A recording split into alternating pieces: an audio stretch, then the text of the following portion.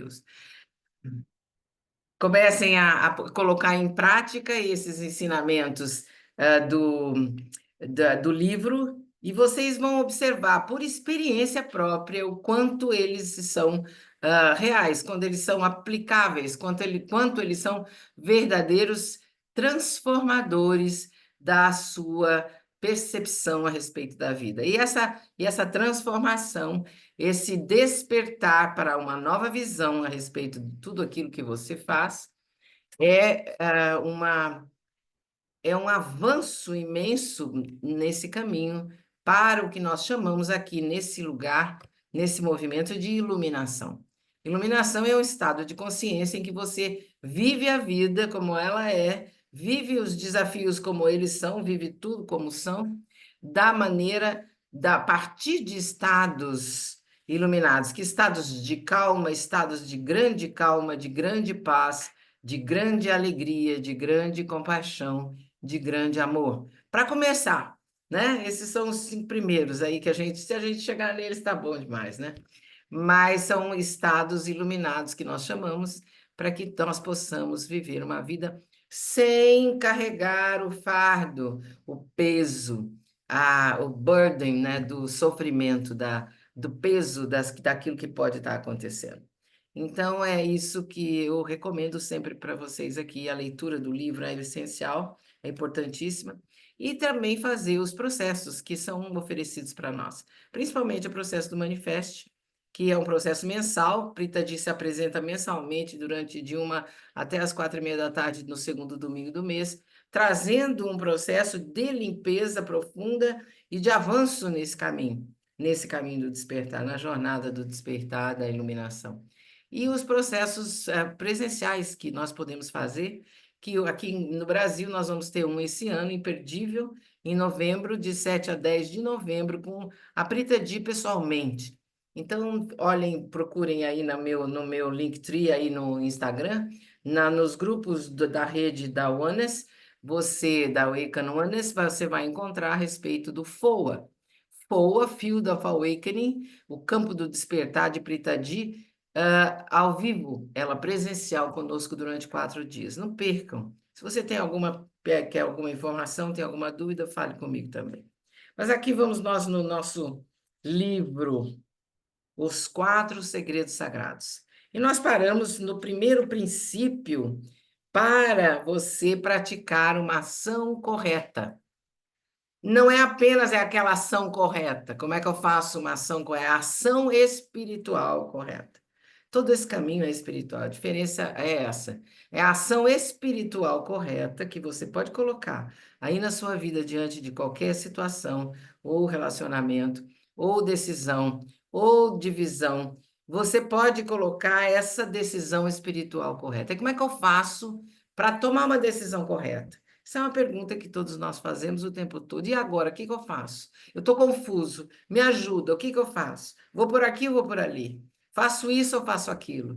Dou ou não dou? Tiro ou não tiro? Como é que eu faço? Essa é a decisão de tomar uma decisão correta, é uma coisa importante, mas que pode ser ajudada, que pode ser auxiliado se você partir para a busca da decisão, da ação, da decisão pela ação espiritual correta. E é justamente o 4º segredo sagrado.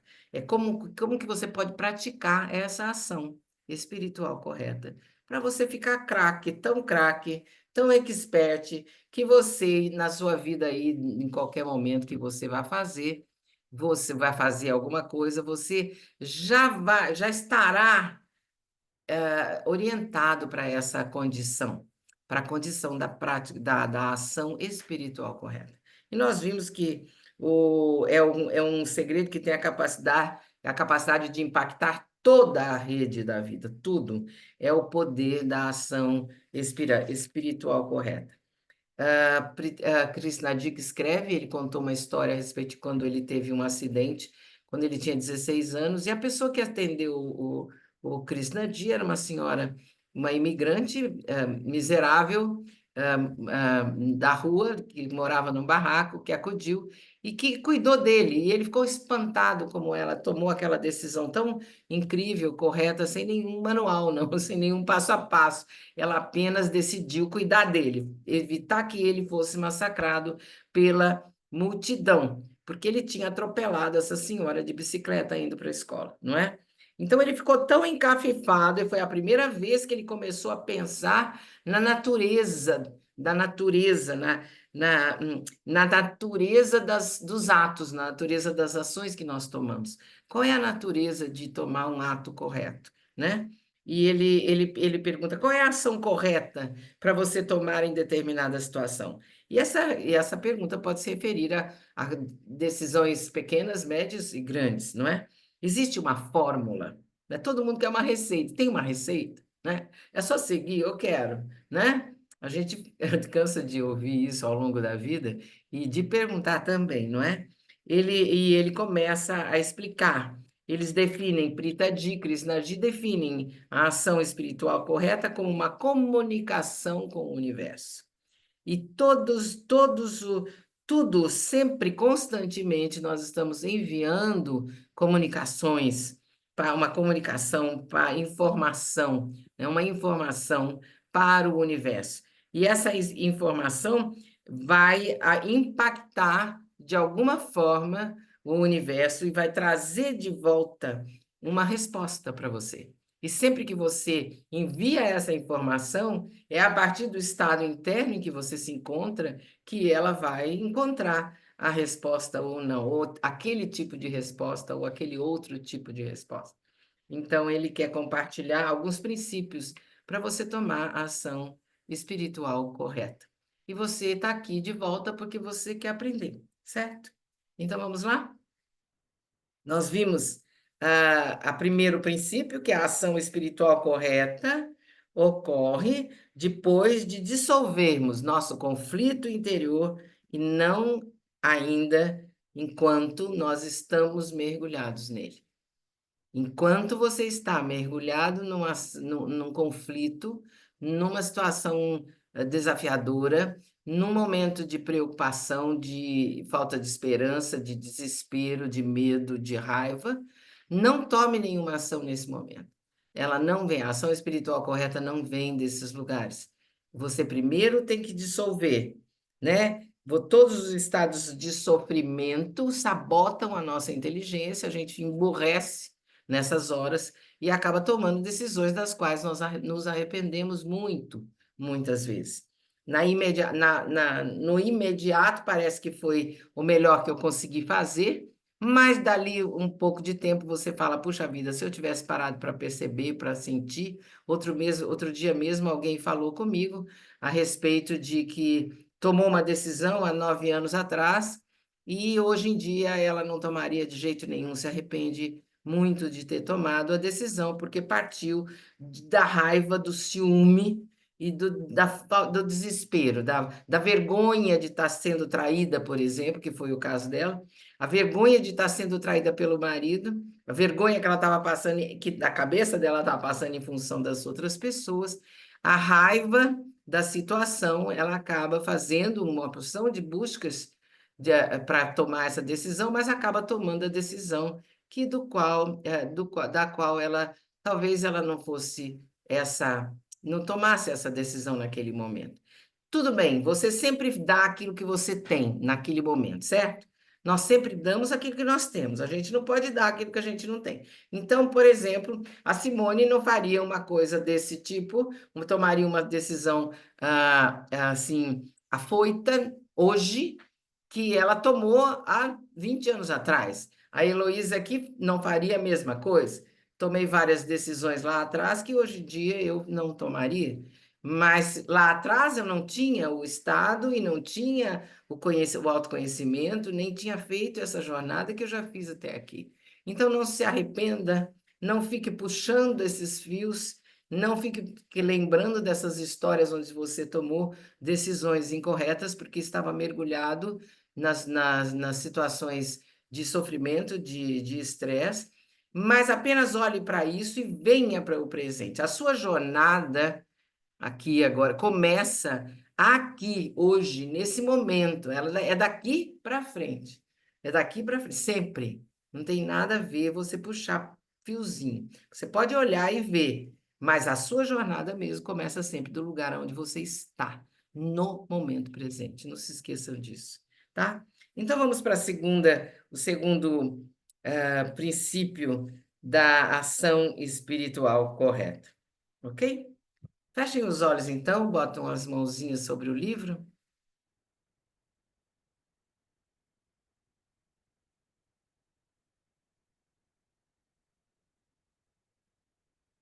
respirem.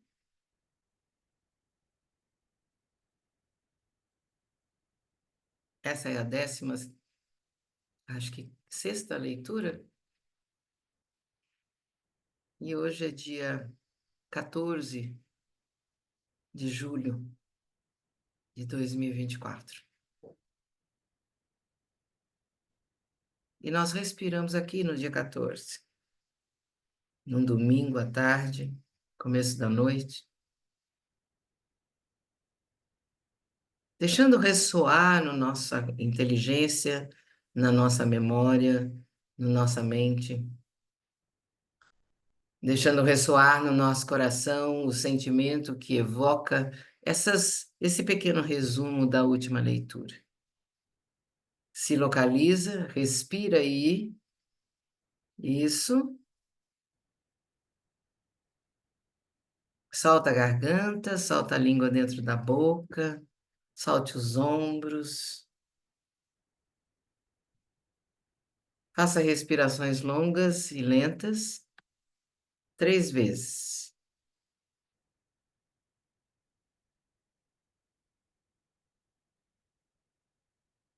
sem pensar.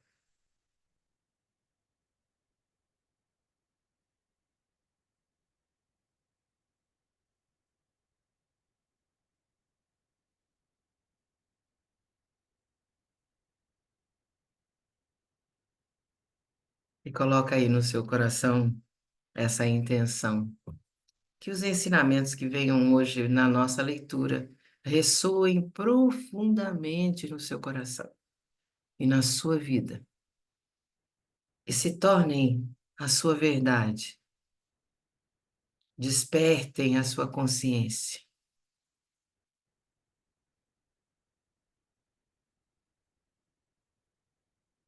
Peça esse estado de desperto e deixe que a leitura ajude você nesse caminho, ok? Tome uma respiração profunda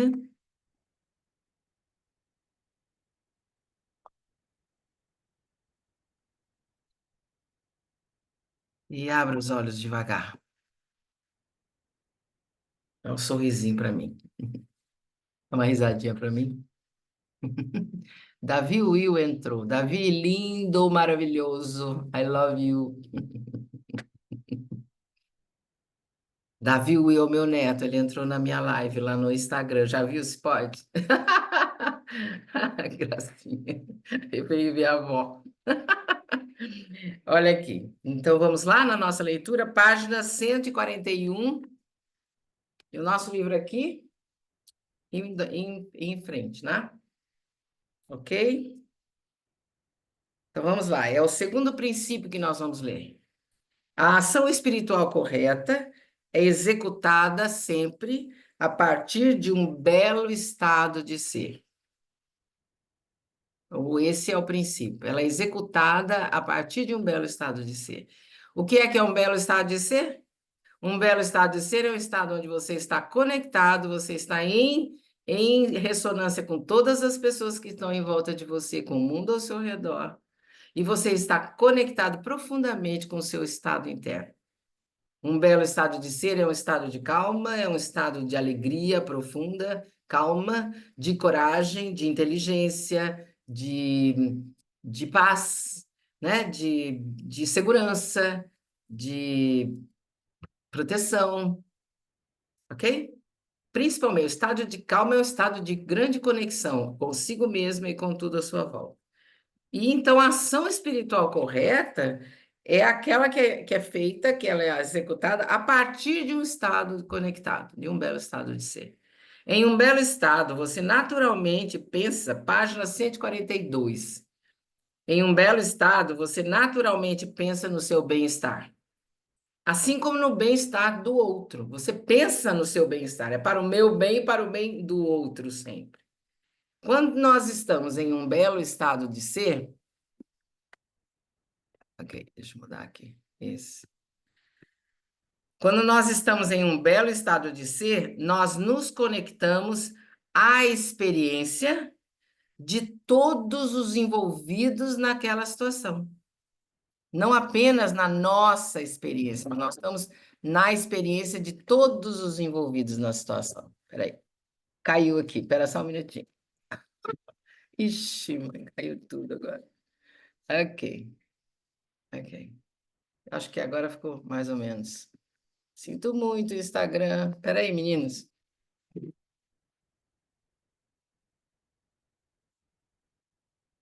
Subir. Isso. Ok. Desculpa. Vamos lá outra vez. Em um belo estado, você naturalmente pensa no seu bem-estar e no bem-estar dos outros. Quando você está num belo estado de ser, nós nos conectamos à experiência de todas as partes importantes, de todos os envolvidos naquela situação. A ação espiritual correta não se trata de sacrificar nosso bem-estar pelo bem-estar do outro. Isso é muito importante você observar. Com frequência, nós nos tornamos amargurados e nos arrependemos dos sacrifícios que nós fazemos pelos outros. Às vezes, também esperamos gratidão daqueles por quem nós nos sacrificamos. Vocês estão percebendo o que é que que Krishnadi está falando aqui, que é muito importante.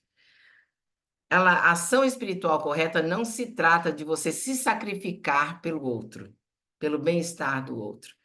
Porque muitas vezes, com frequência, a gente se amargura, fica chateado, fica ressentido, se arrepende dos sacrifícios que você fez por causa de uma outra pessoa, que você fez para uma outra pessoa. Fiz um grande sacrifício para acudir aquela pessoa, ou sei lá quem seja, seu pai, sua mãe, seu filho, seu amigo. Veja bem. E às vezes também nós esperamos gratidão daquelas pessoas por quem nós sacrificamos. Você entendeu? Então você faz o esforço, coloca o ato em favor do outro, mas e aquilo custa para você, custa o que você chama de um sacrifício. Mas você, ao mesmo tempo, espera que o outro agradeça, perceba, fala, pô, ela não percebeu o sacrifício que eu fiz. Quantas vezes você já pensou isso? Quantas vezes você já ouviu isso, a pessoa dizer, puxa vida, as pessoas não reconhecem o sacrifício que a gente faz por elas, não é? Veja bem, a ação espiritual correta não se trata de sacrificar o nosso bem-estar pelo bem-estar do outro. E quando nós sentimos, com frequência, nós nos tornamos amargurados e nos arrependemos dos sacrifícios que fazemos. E às vezes também esperamos gratidão daqueles por quem nos sacrificamos. E quando sentimos que não fomos respeitados o suficiente, entramos nos estados de sofrimento muito grande, de desconexão e que acaba levando a um outro tipo, a um outro conjunto de problemas. Não é verdade isso? É muito verdade, né? Muitas vezes nós esperamos a gratidão daqueles por quem nós fizemos alguma coisa, e quando essa gratidão não vem, quando esse reconhecimento da sua ação não vem, não é? Você se sente desrespeitado. E quando você se sente desrespeitado, você entra em estado de desconexão com a outra pessoa, com tudo à sua volta e consigo mesmo. Você entra num estado de sofrimento que leva a um outro conjunto de situações difíceis, de problemas. A ação espiritual correta também não significa ignorar o bem-estar das pessoas ao seu redor. Veja bem, também não significa não ignorar as pessoas. Essa ação surge de um belo estado de conexão, no qual é impossível ignorar o bem do outro, o bem-estar do outro. Em situações complicadas, nas quais os sentimentos de mais de uma pessoa estão em jogo, você acaba agindo da maneira que acredita que causará menos dano. Olha, esse segundo princípio é pequenininho, mas ele é tão poderoso e tão importante e tão verdadeiro. A reflexão é profunda. Faça essa reflexão aí na sua vida, no seu jeito de levar a vida e de lidar com as coisas que você faz.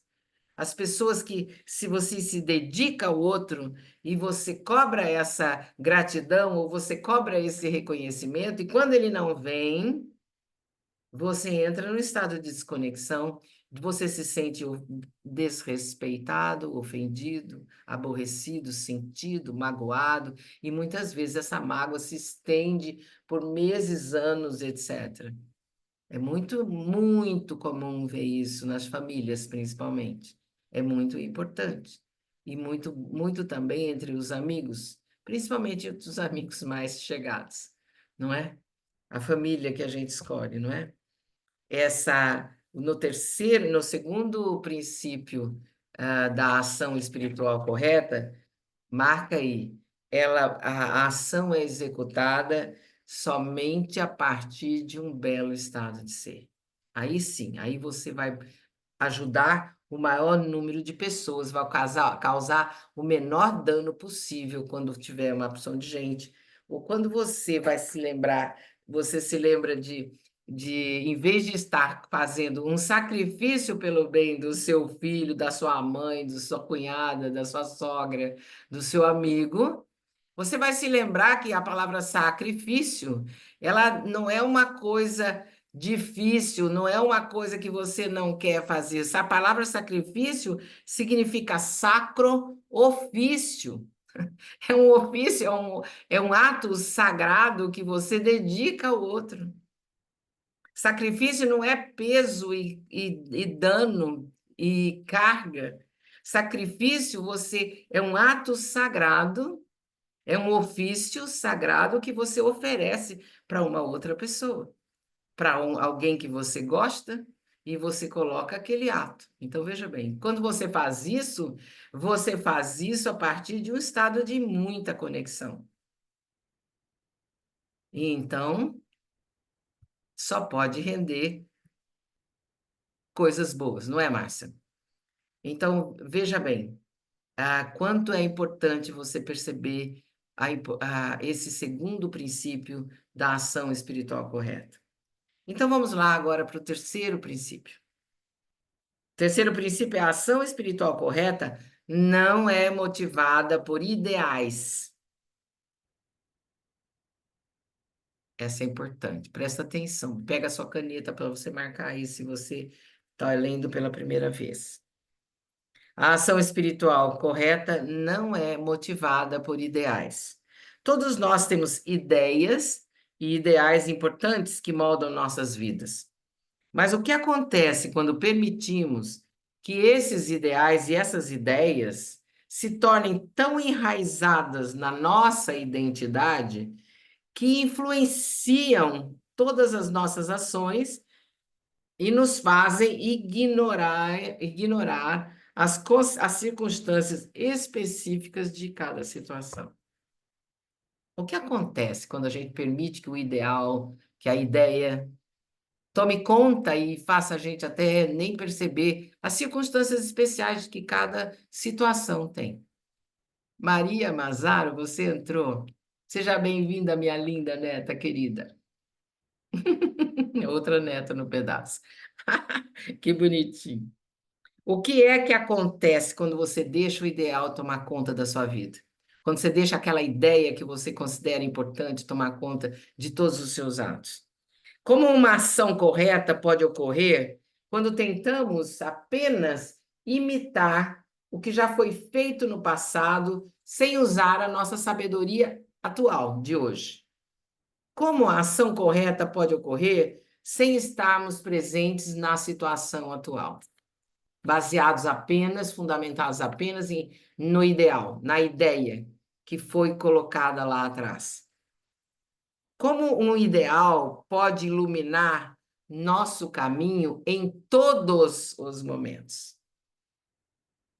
Essa pergunta é capciosa, é sutil. Veja bem, como um ideal pode iluminar todos os nossos caminhos no momento presente. Quando queremos nos inspirar, nós lemos biografias de outras pessoas na esperança de encontrar soluções para os nossos desafios. Infelizmente, ao longo desse caminho, a obsessão costuma tomar o controle. Apaixonados por um exemplo a ser seguido, acabamos nos perdendo de nós mesmos e nos obcecando com a ideia de virarmos o modelo que nós lemos, que nós aceitamos, que nós sentimos, que nós percebemos lá atrás. A gente quer virar, acaba querendo virar aquele modelo que nós vimos.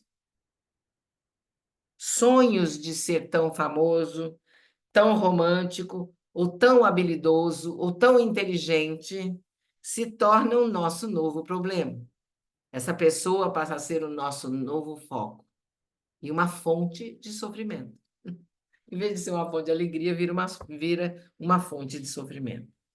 Acabamos vivendo uma vida de segunda mão. Hoje em dia, com a mídia social, então, isso é muito comum, muito mais comum.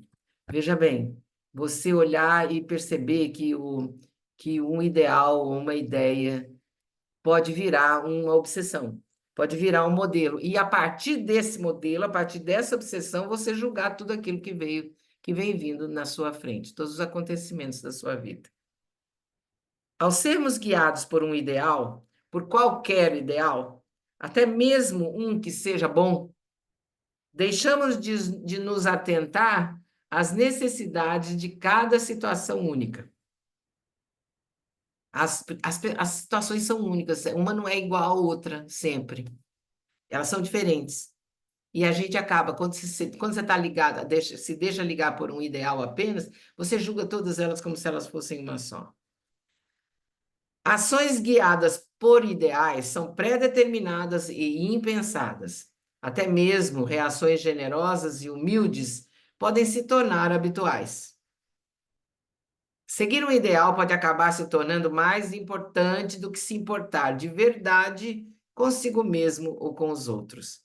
Veja bem essa frase: até mesmo reações generosas e humildes podem se tornar habituais. Você acaba, por exemplo, um ideal de ser generoso e humilde, você acaba fazendo ações automáticas, acabam sendo habituais, perdem o valor. Não importa quão bom ou nobre seja o seu ideal, não importa se o seu ideal é bom ou nobre. Quando suas ações são motivadas por uma obsessão, por seguir esse ideal, você se torna insensível e sem coração. Já pensou? Quando você se pega, quando as suas ações são motivadas por uma obsessão de seguir aquele ideal, aquela ideia, aquela coisa, aquele caminho, você acaba ficando sem coração, acaba ficando insensível. Leve em consideração uma história de Confúcio, o grande filósofo e conselheiro real chinês. O sistema de governo do confucionismo é baseado em leis, regras de conduta e princípios bem definidos. Tudo, até a linguagem usada para se comunicar com os amigos, pais ou professores, é pré-determinado. Pois Confúcio acreditava que esse era o caminho para a ordem, para a justiça e para a verdade. Ok? Como resultado, todo mundo sabia quais ações seriam recompensadas e quais seriam punidas. Certa vez roubaram um cavalo, e Confúcio foi notificado. Ele iniciou um inquérito para encontrar o ladrão e determinou que o culpado fosse preso e anunciou uma recompensa para a pessoa que o denunciasse. Após alguns dias, um rapaz foi até a corte e anunciou que sabia quem era o ladrão. Como? Perguntou Confúcio. Ele é meu pai, respondeu o rapaz. Encontrem esse homem e o coloquem atrás. Espera aí, começou o conselheiro. Porém, antes de terminar a frase, ele questionou. Espere um pouco. Por que o seu pai roubou o cavalo do vizinho? A minha família estava faminta, respondeu o rapaz. Eu estava faminto, minha mãe estava faminta, não tínhamos o que comer. Para nos alimentar, meu pai roubou o cavalo. Mas nós estamos falando aqui do seu pai, cara, insistiu Confúcio. Por que você veio denunciar o seu pai? Porque eu preciso ser honesto, disse o rapaz. Eu preciso falar a verdade. Foi então que Confúcio reverteu a sua sentença anterior. Inocentem o pai, declarou ele. Prendam o filho por 3 dias. Essa história causa muita reação e muita dúvida. Se você estiver confuso, isso é ótimo, isso é positivo. O propósito desse conto é fazer as pessoas analisarem as suas próprias vidas com mais atenção. Perceberam? Perceberam a importância de você olhar? Eu preciso ser honesto, então eu faço. Eu falo a verdade em qualquer momento, em qualquer situação. Não me deparo com as especificidades de cada situação. A atitude do filho foi moral e eticamente correta. Ele contou a verdade, ele seguiu a lei. Porém, a honestidade havia se tornado um mero ideal na cabeça dele. Um ideal se tornou, e o ideal que se tornou mais importante do que se conectar com o homem que tentava alimentá-lo. Nada mais importava além de ser visto e reconhecido como uma pessoa honesta. A obsessão com esse ideal o tornou inflexível e insensível. Talvez Confúcio tenha considerado mais perigoso deixar alguém tão cruel em liberdade, especialmente se tratando de um rapaz tão jovem, do que um velho que roubou para alimentar a família. Esperamos que você consiga entender o poder desse último segredo sagrado, diz Krishnaji. A ação espiritual correta não é uma metodologia detalhada para você tomar decisões. Como os outros segredos sagrados, ela trata de dissolver o conflito interior, sair da autoobsessão e reagir à vida com uma inteligência incrível. Quando você toma as ações corretas, não sacrifica a sua saúde, riqueza e felicidade em nome de como as coisas deveriam ser. Você cuida do seu valor e da sua felicidade. A ação correta começa com você e inevitavelmente se espalha e impacta a vida das outras pessoas. Com frequência, ela é o primeiro passo na direção de fazer grandes coisas na vida. Quando ele sofreu aquele acidente com aquela mulher, aquela imigrante, ela disse para ele quando ele saiu, ela disse para ele, abençoando-me com muito amor, ela disse que eu deveria me tornar um homem culto e que faria grandes e boas ações no mundo. E aqui ele termina o quarto segredo sagrado com as palavras dela. Com frequência, a ação espiritual correta é o primeiro passo na direção de fazer grandes e boas ações na vida. Dependendo da sua vida espiritual, você vive uma bela vida. dependendo da prática da sua verdade interior, você dissolve o seu sofrimento e desperta para um belo estado de ser. Dependendo do seu belo estado de ser, você executa ações espirituais corretas, levando a um maravilhoso destino individual e coletivo.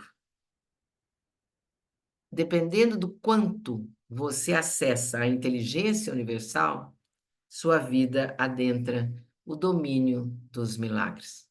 Aqui estão os 4 segredos sagrados.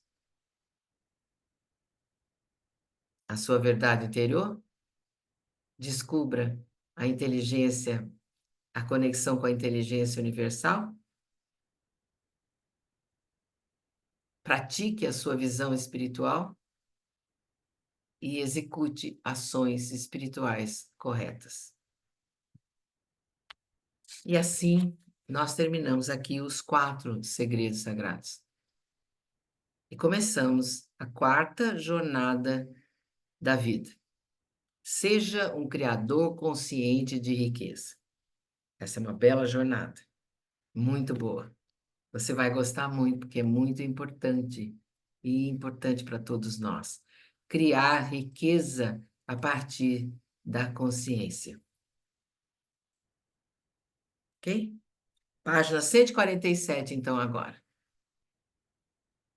É Krishna Di que escreve também. Imagine que você caminha pela mata em uma tarde preguiçosa, assoviando sua música preferida. De repente, um pássaro solta um piado agudo. De canto de olho, você nota o movimento entre a grama alta ao longe. O perigo é iminente. Alguém o observa. É um tigre, esperando para atacar você. Você corre, mas a fera persegue você. Logo, um barranco largo e fundo surge no seu caminho. Se quiser escapar, você vai ter que se jogar lá embaixo.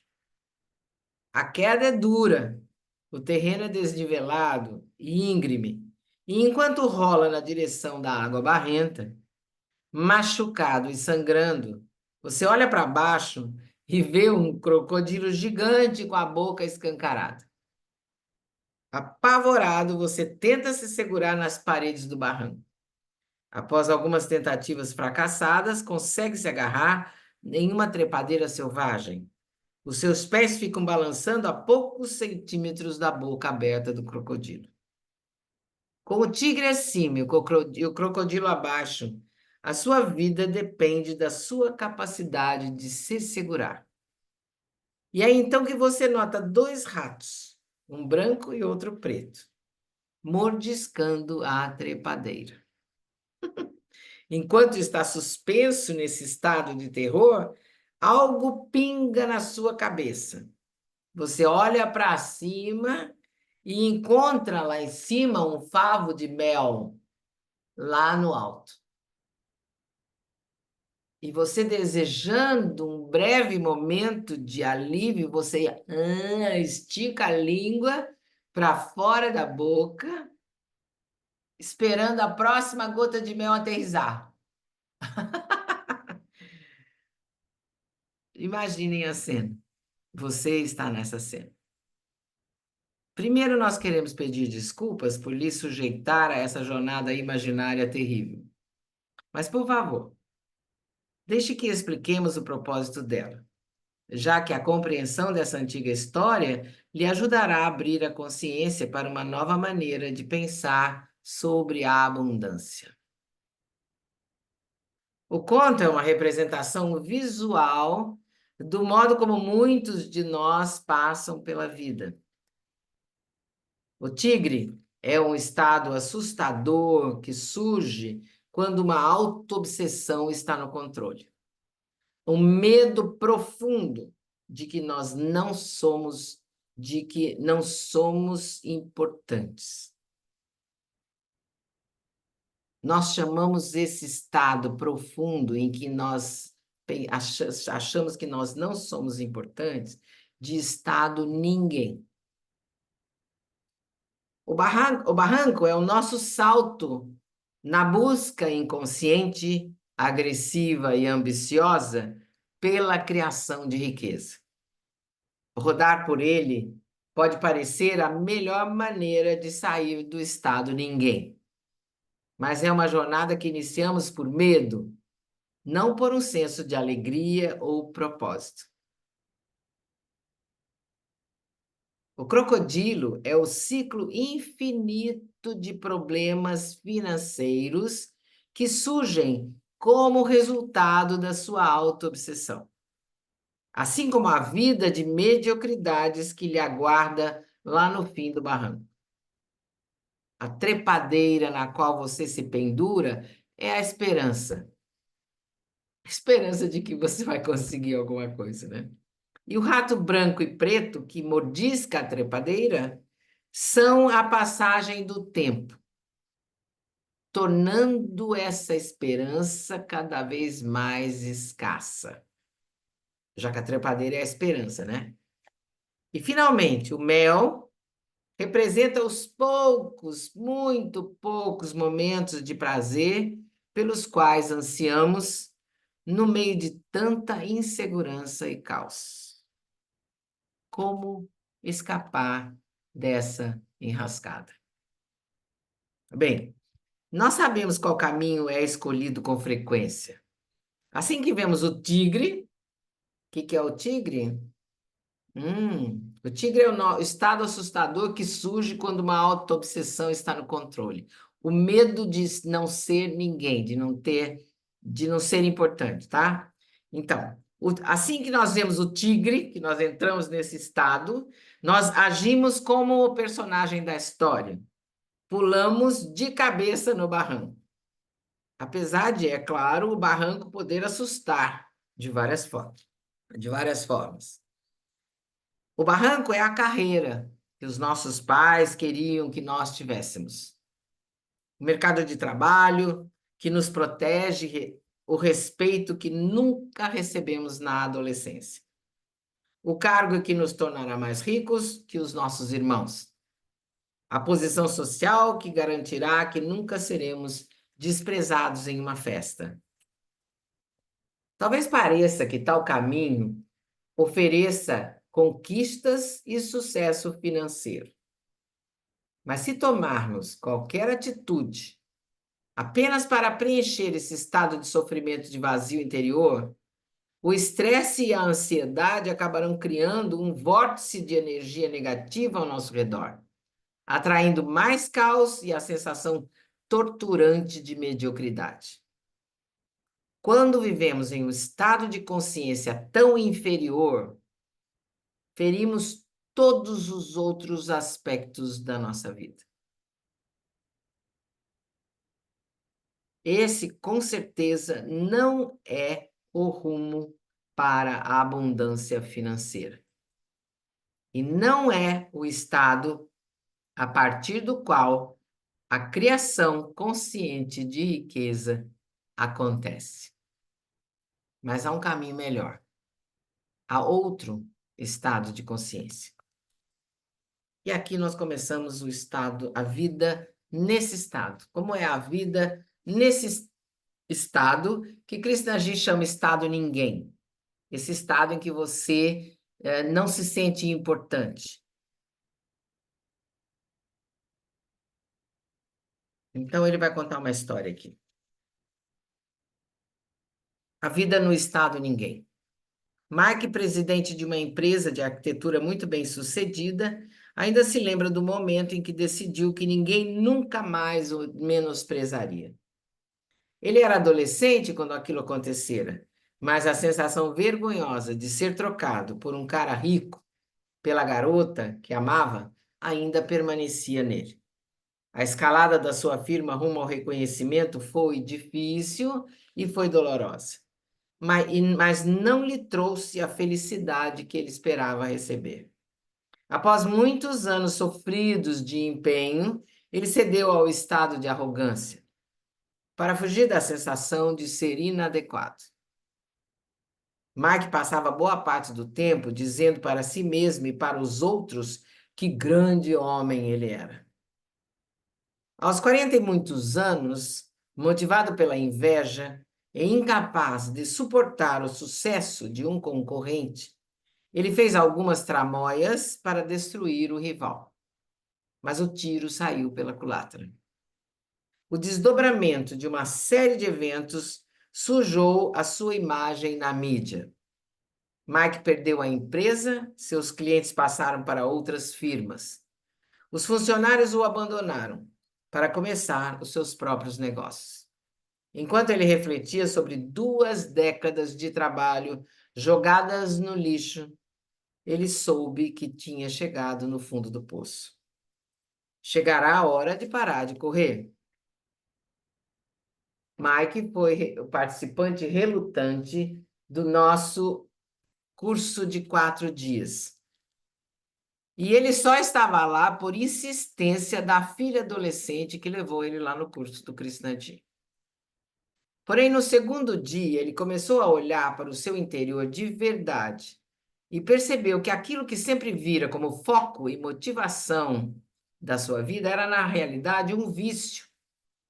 Sua busca dolorosa por riqueza e sucesso foram uma tentativa fútil de preencher o vazio interno que começara a sentir na adolescência. Mike nunca lidara com aquela sensação incômoda de inadequação. Então ela apenas aumentara com o passar dos anos. A única maneira que tinha de silenciar essa sensação incômoda de inadequação eram suas tentativas de se tornar o maior do mercado. O resultado foi uma corrida rumo ao sucesso baseada na agressão e na crueldade. Ele percebeu que, no fundo, mesmo sendo um executivo bem-sucedido, ele se sentia tão vazio e desprezado quanto na juventude. Não importava quantas pessoas empregava, o quão boa era a sua reputação no mercado. Mike ainda se sentia insignificante, sempre que pensava que alguém poderia superá-lo. Ele ainda sofria. No último dia do curso, durante a jornada mística da meditação do campo ilimitado comigo, com Krishnadi, ele foi tomado por um pavor paralisante, um medo de morrer como um ninguém. Não importava quanto tentasse mudar o rumo dos seus pensamentos, aquilo permanecia na sua cabeça. Apenas a percepção de que a sua vida não tinha feito a diferença para ninguém fez com que Mike percebesse uma verdade triste. Sua existência não colaborara para a felicidade de nenhum outro ser humano até então. Em uma meditação profunda, ele permitiu que a dor de uma vida sem propósito se instalasse. E em um instante, a região do seu umbigo ficou muito quente. Parecia que um incêndio consumia aquela sensação tão familiar de descontentamento em seu coração e em sua barriga. Após cerca de 1 hora, assim, um doce sono caiu sobre ele. A viagem de volta de Mike para casa foi uma revisão de vida. Ele compreendeu a futilidade de buscar riqueza a partir do estado ninguém. O sucesso material jamais o fizera se sentir inteiro. O processo de transformação autêntica tinha começado. Uma nova vida o chamava, mas ele precisava tomar várias decisões. Seria melhor se aposentar e ter um hobby ou começar uma nova carreira? Ele continuaria praticando a sua velha profissão? Reconstruiria sua empresa na mesma cidade ou se mudaria para outra cidade? Trabalharia sozinho ou com outras pessoas? Por onde ele começaria? Nós voltaremos para olhar essa sua jornada.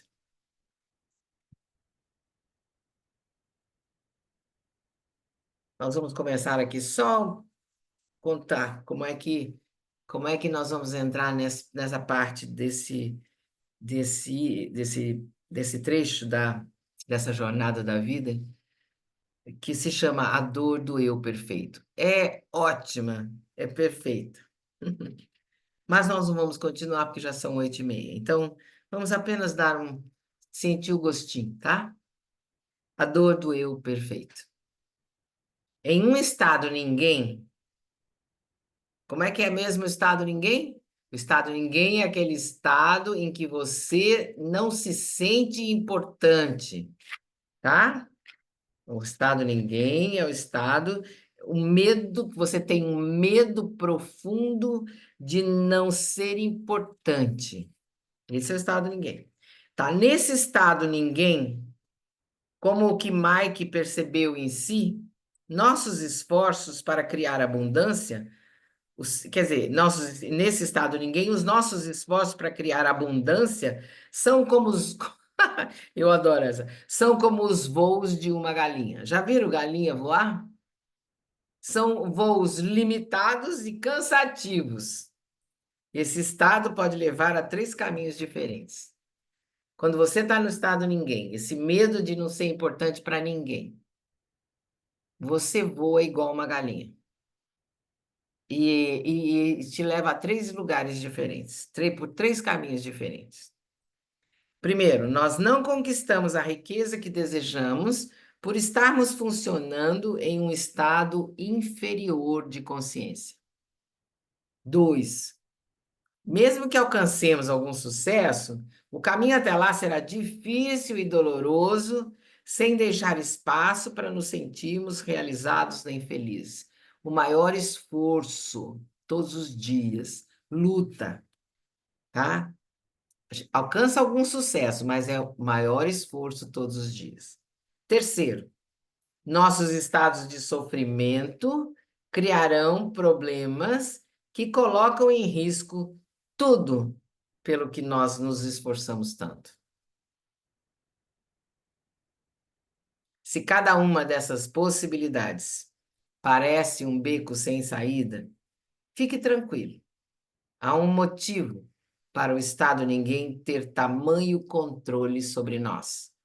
E quando nos tornamos cientes desse motivo, ele começa a perder a força. Mas como foi que ele ganhou tanto poder? Ok? E aqui nós paramos. Porque daqui para frente a gente tem que emendar com bastante reflexão. Isso aqui já dá bastante reflexão para você. O terceiro princípio, o segundo e o terceiro princípio da ação espiritual correta e o início da quarta visão, da quarta jornada da vida, de ser um criador de riqueza consciente. O estado ninguém. Releia, reouça, escute a gravação outra vez, para você e cair para você a coisa que como ela é. Aos poucos a sua memória vai trazendo os seus estados anteriores, como você tem criado riqueza na sua vida, como você tem criado dinheiro, ganhado dinheiro, tido sucesso nas suas realizações. E é muito importante você olhar para isso a partir da sua experiência. Muitas vezes a gente sabe melhor do outro do que da gente. Mas esse é o caminho de autoconhecimento. E autoconhecimento é você não se arvorar a achar que você sabe que o outro está pensando, mas procurar saber a respeito de si mesmo. Olhar para dentro o tempo inteiro, tá bom? Então fechem os olhos aqui, coloca sobre as suas mãos sobre o livro.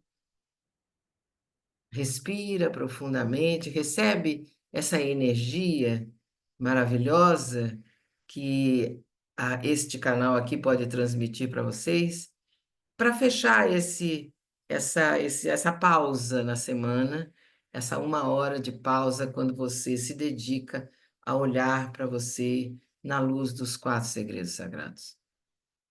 Então, observe a sua vida, respira e sinta a emoção, qual é a emoção que você está sentindo agora, a partir a partir dessa leitura que nós fizemos nesse momento.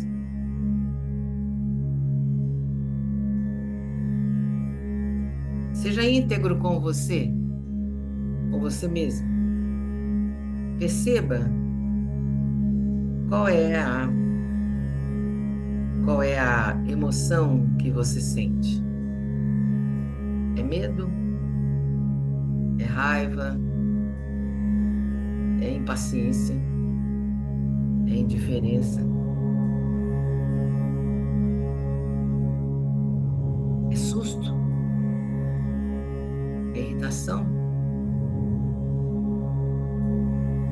É espanto? É insegurança? Ou você tem uma emoção de calma, de inteligência,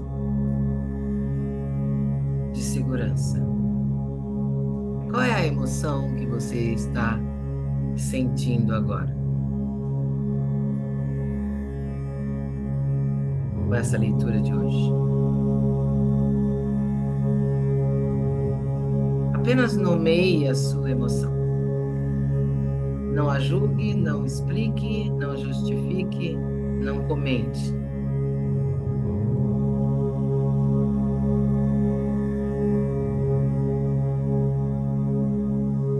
Nós falamos sobre como criar riqueza a partir de um estado consciente. Nós falamos a respeito do estado ninguém.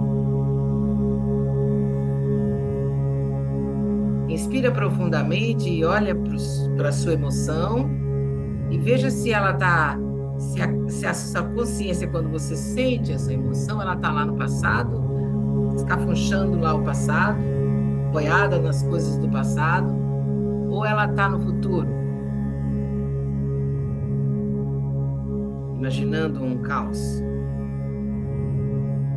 ou ela está apenas aqui no presente.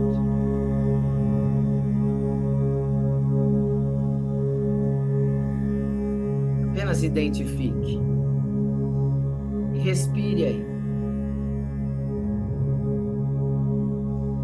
Respira, respira.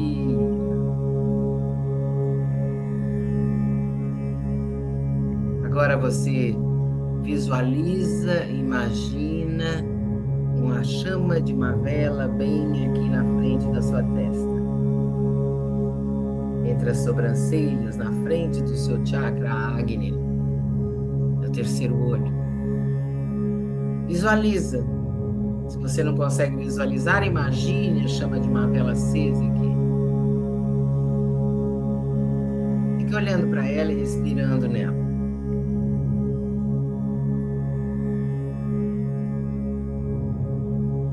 Inspira longamente, leva essa chama dessa vela lá dentro do seu cérebro, na direção do centro do seu cérebro. Vai junto e fica lá olhando a chama flutuar dentro do seu cérebro. Totalmente focado aí, esquecido de todo o resto.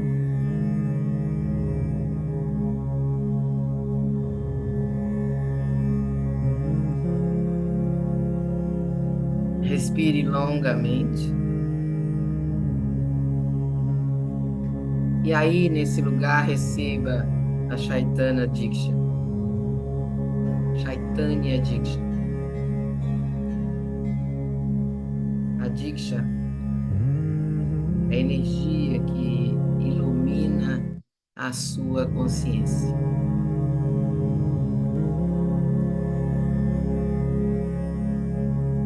E você vai receber como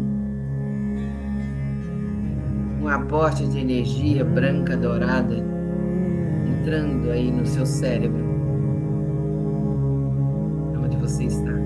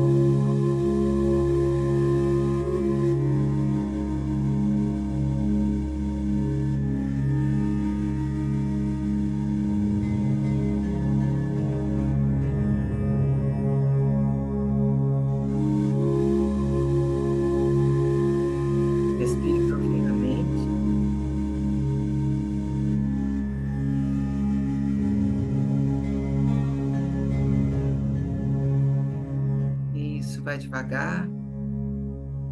Se mantenha em silêncio. Coloque